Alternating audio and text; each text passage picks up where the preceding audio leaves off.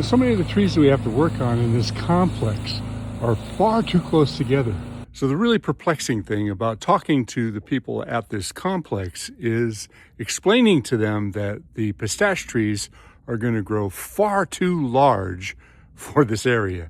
They're going to outgrow the space in the sidewalk areas, but they're going to completely evolve into constant maintenance, put them back into small ball trees. In the long run, that doesn't make economic sense, and it's not going to help the crepe myrtle either.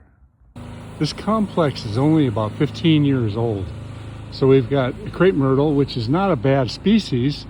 They don't get too big, but they have to be contained now. And they've got a Chinese pistache.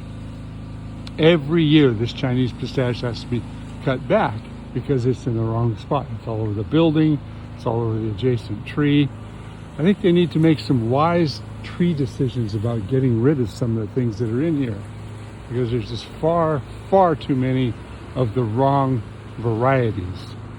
Now the problem is that the people that live here, they love their trees. They don't want to lose anything. They like the fact that there's privacy.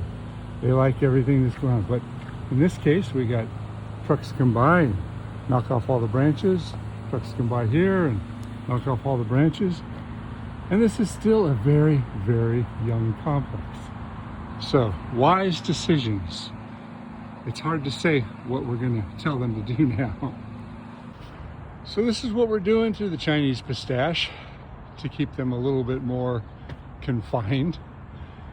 I hate to say it, but we chop these things back at least every couple of years, and that's all we can do with them, really.